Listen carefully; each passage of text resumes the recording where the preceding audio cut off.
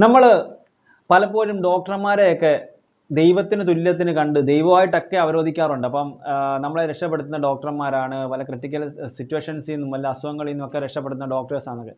പലപ്പോഴും അതിൻ്റെ കൂടെ തന്നെ ഞാൻ വേറൊരു കാര്യം കൂടെ ചിന്തിക്കാറുണ്ട്. നമ്മൾ ഓണവും ക്രിസ്മസും വിഷുവും ഒക്കെ വരുന്ന സമയത്ത് എല്ലാ കമ്പനിക്കാരും, ഇപ്പോൾ അത് 1000 രൂപയുടെ സാധനം ആയിക്കോട്ടെ, 100 രൂപയുടെ സാധനം ആയിക്കോട്ടെ, 1,00,000 രൂപയുടെ ആയിക്കോട്ടെ, 10,00,000 രൂപയുടെ സാധനം ആയിക്കോട്ടെ, അവരെല്ലാം ഒരു ഓഫർ കൊടുക്കുന്നുണ്ട്. അപ്പം നമുക്ക് നോർമലി ഉള്ള പ്രൈസിൽ നിന്ന് ഒരുപാട് കാര്യങ്ങൾ മാറ്റി താത്ത് കിട്ടുന്നുണ്ട്.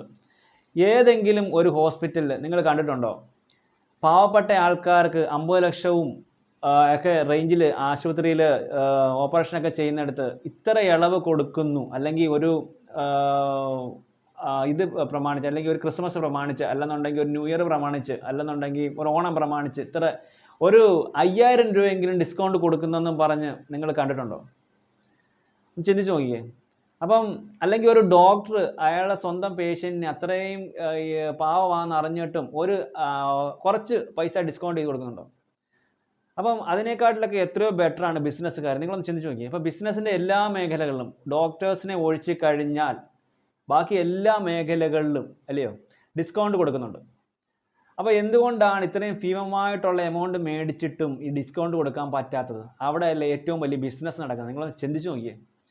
അപ്പം എല്ലാ മേഖലകളിലും ബിസിനസ് മേഖലയിലൊക്കെ 100 രൂപയുടെ കിട്ടുന്ന സാധനത്തിന് പോലും നമ്മൾ അവിടെ ഓഫർ ചോദിച്ച് മേടിക്കുന്നിടത്ത്, ലക്ഷങ്ങൾ നമ്മൾ കൊണ്ട് കെട്ടിക്കൊടുക്കുന്നിടത്ത് ഒരു ഗ്യാരണ്ടി ഇല്ലാതെ നമുക്ക് എന്തുകൊണ്ടാണ് ഒരു ഓഫർ ചോദിക്കാൻ പേടിപ്പെടുന്നത്? ചിന്തിച്ച് നോക്കിയേ. അപ്പം ഇതെല്ലാം പ്രതികരിക്കേണ്ട സമയം എത്രയോ അതിക്രമിച്ച് കഴിഞ്ഞിരിക്കുന്നു അല്ലയോ? നമ്മുടെ ജീവൻ അങ്ങോട്ട് കൊടുത്തിട്ട് എന്താണ് അവിടെ ചെയ്യുന്നതെന്ന് പോലും അറിയാതെ നമ്മൾ നോക്കി നിൽക്കുന്ന ഒരു സാഹചര്യം ഉണ്ടാക്കിയെടുക്കുന്ന സ്ഥലങ്ങളാണ് ശരിക്കും ആശുപത്രികൾ അല്ലയോ? എനിക്ക് സത്യം പറഞ്ഞാൽ ഒരു വലിയ അസുഖം വന്നാൽ എനിക്ക് ആശുപത്രി പോകാൻ സത്യം പറഞ്ഞാൽ പേടിയാണ്. നമുക്ക് എന്താണ് ചെയ്യുന്നതെന്ന് അറിയാൻ പറ്റാത്ത ഒറ്റ ഒരു സിറ്റുവേഷൻ ഉള്ളൂ, അത് ആശുപത്രി തന്നെയാണ് അല്ലയോ? ചിന്തിച്ച് നോക്കും. ഇതൊക്കെ മാറണ്ടേ? നമുക്ക് ഒരുപാട് പഠിക്കുന്നതൊക്കെ അല്ലേ, എല്ലാവരും ഒരുപോലെ ഒരേ ബേസിൽ ചെയ്ത് പഠിക്കട്ടെ. കുറച്ചെങ്കിലും കാര്യങ്ങൾ നമുക്ക്. പിന്നെയും ഞാനൊരു കാര്യം പറയാൻ വരുന്നൊരു കാര്യമാണ്. നമ്മൾ കോടിക്കണക്കിന് രൂപ കൊടുത്ത് ഒരുപാട് അക്സറീസ് നമ്മുടെ വീട്ടുകളിൽ മേടിച്ച് വയ്ക്കുന്നുണ്ട്. ഒരു 10 ലക്ഷമോ അല്ലെ 50 ലക്ഷമോ കൊടുത്തിട്ട് നമ്മളെ സ്കാൻ ചെയ്യാൻ പറ്റുന്ന ഒരു ഉപകരണം എന്തുകൊണ്ട് നമുക്ക് വീട്ടിൽ മേടിച്ച് വെച്ചുകൂടാ? അതിൽ തന്നെ എന്തെങ്കിലും ഒരു ഫോൾട്ടേജ് ആയിട്ട് നമുക്ക് തോന്നാൻ നമുക്ക് അതിനകത്തോട്ട് കയറി നിന്നിട്ട് അതിനകത്ത് ഓണാക്കി കഴിഞ്ഞാൽ അത് സ്കാൻ ചെയ്തിട്ട് അതിൻ്റെ റിസൾട്ട് നമുക്ക് എന്താണോ അസുഖം അതിനനുസരിച്ചുള്ള മരുന്ന് ഓട്ടോമാറ്റിക്കലി അതിനകത്ത് തന്നെ അടിച്ചു വരുന്ന രീതിയിലുള്ള സെറ്റപ്പ് ഉണ്ടെങ്കിൽ നമുക്ക് നേരിട്ട് മെഡിക്കൽ സ്റ്റോറിൽ പോയി സാധനം മേടിച്ചാൽ പോലെ, അല്ലെങ്കിൽ മരുന്ന് മേടിച്ചാൽ പോലെ.